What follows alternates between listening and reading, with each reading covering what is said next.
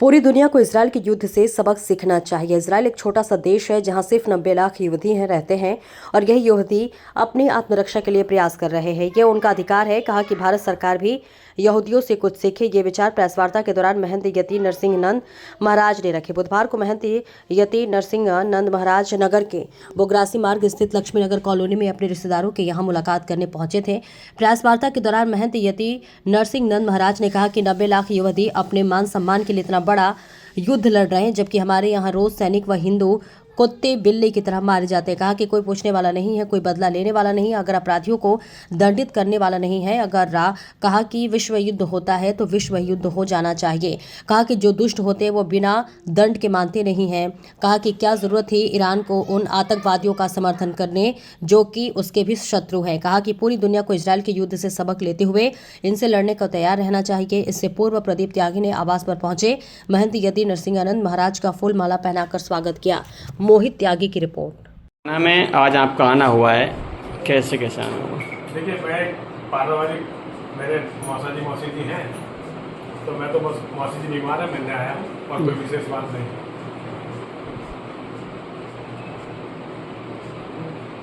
जैसे अब ये इजराइल का युद्ध चल रहा है, क्या इसको लेकर आपका नजरिया क्या है? देखिए, इजराइल का युद्ध अभी तो केवल इजराइल और ईरान में चल रहा है। ये लड़ाई हर घर तक पहुंचेगी। ये एक किताब है कुरान नाम की, जो 1400 साल पहले लिखी गई है। ये किताब जब तक सारे दुनिया में सब लोगों का हत्या नहीं करवा देगी, जब तक ये किताब चैन से नहीं बैठेगी। इस किताब में लिखा हुआ है कि इस किताब को मानने वाले सबकी हत्या करेंगे। वही काम वो कर रहे हैं।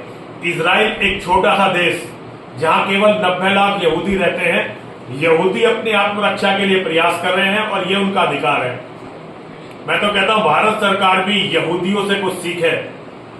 90 लाख यहूदी अपने आत्मसम्मान के लिए, अपने स्वाभिमान के लिए, अपने लोगों के प्राण की रक्षा के लिए कितना बड़ा युद्ध लड़ रहे हैं, कितना रिस्क ले रहे हैं। और हमारे यहाँ रोज सैनिक कुत्ते बिल्लियों की तरह मारे जाते हैं। हमारे यहाँ रोज हिंदू कीड़े मकोड़ों की तरह मारे जाते हैं। कोई पूछने वाला नहीं, कोई बदला लेने वाला नहीं, कोई अपराधियों को दंडित करने वाला नहीं। केवल नेताओं के ड्रामे चलते रहते हैं। तो मैं तो कहता हूं भारत सरकार में भी अगर कोई हो, मैं तो कहता हूं नेताओं को ट्रेनिंग लेने के लिए इजराइल जाना चाहिए, ताकि वो भी स्वाभिमान और सम्मान से जीना सीख सके। क्या इससे दुनिया में गृह युद्ध के आसार? विश्व युद्ध, गृह युद्ध नहीं, विश्व युद्ध।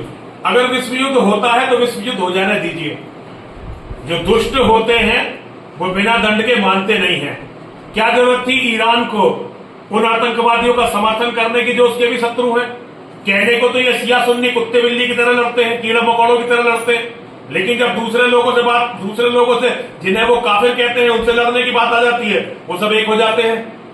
पूरी दुनिया को इजराइल के युद्ध से सबक सीखना चाहिए और जहां भी कोई है इनसे लड़ने के लिए तैयार रहना चाहिए, क्योंकि ये किसी को नहीं छोड़ने वाले।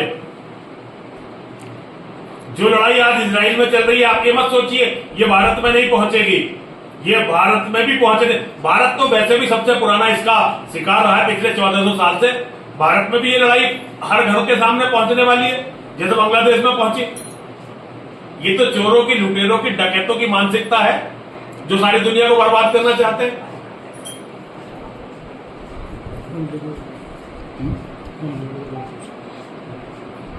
आगामी कांवड़ यात्रा में प्रशासन ने ऊंची कांवड़ पर रोक लगाई है, क्या इससे शिव भक्तों पर क्या असर पड़ेगा? क्या देखिए, कांवड़ तो सिंपल होनी चाहिए, सादगीपूर्ण होनी चाहिए। धर्म में जो हिंदुओं के धर्म में जो दिखावा है ये बहुत ही घातक है। दिखावा कम से कम होना चाहिए, धर्म ठोस होना चाहिए। बड़ी कांवड़ और ये जो डाक कांवड़ है ये श्रद्धा नहीं है, ये आस्था नहीं है, ये बिना मतलब के एक भोंडा प्रदर्शन है आस्था के नाम पर। इस पर रोक लगनी चाहिए। योगी जी धर्म के बारे में जो कर रहे हैं वो बहुत अच्छा कर रहे हैं। मैं योगी जी के इस कार्य से संतुष्ट हूँ।